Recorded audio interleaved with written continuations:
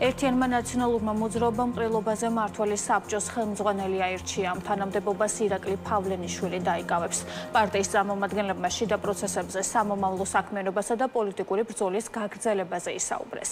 გუნდის ინფორმაციით დღეიდან ნაციონალური მოძრაობა ჰორიზონტალურ მმართველობაზე გადადის. როგორც ცნობილი ხდება, პარტიის თავმჯდომარის არჩევნები პირდაპირ გზით 6 თვის შემდეგ ჩატარდება. მუშაობას დაიწყებს ნაციონალური მოძრაობის რეფორმების საბჭოც, რომლის თავმჯდომარე იქნება მიხეილ სააკაშვილი, ხოლო აღმასრულებელი მდივანი ნანუკა ჟორჟოლიანი. დეტალებზე სალომე ჯაფარიძე ისაუბრებს, ის პირდაპირ ეთერში შემოგვიერთდა. სალომე, გისმენთ. ერთიანი ნაციონალური მოძრაობის რიგით მე-13 ყრილობა დასრულებულია. პარტიამ უკვე აირჩია დროებითი მმართველობითი საბჭოს 8 წევრი, ნაცვლად 9 წევრისა. ამის მიზეზი კი გახდა თავის მხრივ პარტიის ყოფილი თავმჯდომარის უარი თანაგუნდელებს, როგორც თინა ბუკუჩავამ გააჟღერა ოფიციალური განცხადება, ის რჩება პარტიაში ნაციონალურ მოძრაობაში, თუმცა აღარ აპირებს, რომ დაიკავოს კონკრეტული თანამდებობა დროებითი სამმართველო საბჭოს მიმართულებით, რაც შეეხება დამატებით განცხადებებს, დაპირისპირება გუნდში როგორც ჩანს, თინა ბოკუჩავა ამაზე საუბრობდა, მივიდა იქამდე, რომ თინა ბოკუჩავას განცხადებით ყოველ შემთხვევაში მისმა თანაგუნდელების ნაწილმა ვერ დაინახა, რომ მისი მთავარი მოტივი არ ყოფილა 14 წლის განმავლობაში რაიმე სახის თანამდებობა იმისათვის, რომ ბრძოლა გაეგრძელებინა და რაც შეეხება უკვე მეორე ნაწილს, პარტიის დღის წესრიგს, რას აპირებენ შემდეგი 6 თვის განმავლობაში და რას უნდა ელოდოს საზოგადოება ნაციონალური მოძრაობისგან. პირველ რიგში ცნობილია, რომ დროებითი თავმჯდომარის პოზიციას იკავებს უკვე ირაკლი ფავლენიშვილი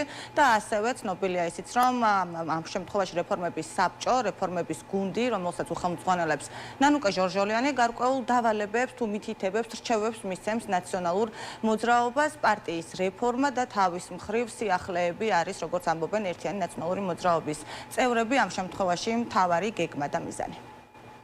ფუნქცია მოვალეობები არის, რა თქმა უნდა, მათ შორის წესდებით გაწერილი, ეს იქნება აღმასრულებელი ფუნქციის მატარებელი საბჭო, მმართველ საბჭოს თავმჯდომარედ ჩემ კანდიდატურას დაუჭირეს ხარი, რაც არის ჩემთვის ძალიან საპასუხისმგებლო, გარკვეულწილად იყო გაფანტული ჩვენი მომხრეები და ჭირდება მათ მობილიზაცია, კონცენტრაცია. ვიცით, რომ არის ძალიან მნიშვნელოვანი წინააღმდეგობის პროცესი, სადაც უფრო მეტი ადამიანი უნდა ჩავთოთ და გარდა ამისა, უნდა მომიზადოთ ამ რეფორმებისთვის და მომიზადოთ კი არა, უნდა გადავიდეთ უკვე რეფორმებზე, კონკრეტულად როგორ უნდა ავირჩიოთ ჩვენ რეგიონალური და ეროვნული ლიდერები, ამ არჩევნების ჩატარებაც უნდა მოახერხოთ, ასევე საწევრო უნდა დავნერგოთ. რას ემსახურებოდა ეს წარდგენა ვერ გეტყვით, იმიტომ რომ წინსწრებად მქონდა კომუნიკაცია, რომ ჩემი სურვილით მე არ ვიქნებოდი ამ დროებითი მართვის ორგანოს წევრი. მათთვის, ვინც ჩემდა სამწუხაროდ, როგორც ჩანს 14 წლის მანძილზე ვერ დაინახა, რომ ბრძოლას არანაირი თანამდებობა არ სჭირდება, ერთხელ კიდევ ძალიან ცხადად დაენახათ ეს. ეს იყო ჩემი მიზანი ამ ყრილობაზე მოსვლის და ძალიან მადლიერი ვარ, რომ ამის შესაძლებლობა მომეწია. მმართველის საბჭოს კომპეტენციაში შესული არის ყველა ის უფლებამოსილებები, რაც წინა წესდებით ეხებოდა პარტიის თავმჯდომარეს და გენერალურ მდივანს. ეს კომპეტენციები გაერთიანდა და ამ კომპეტენციებს ერთიანად აღასრულებს ეს მმართველის საბჭოს კოლეგიალური ორგანო.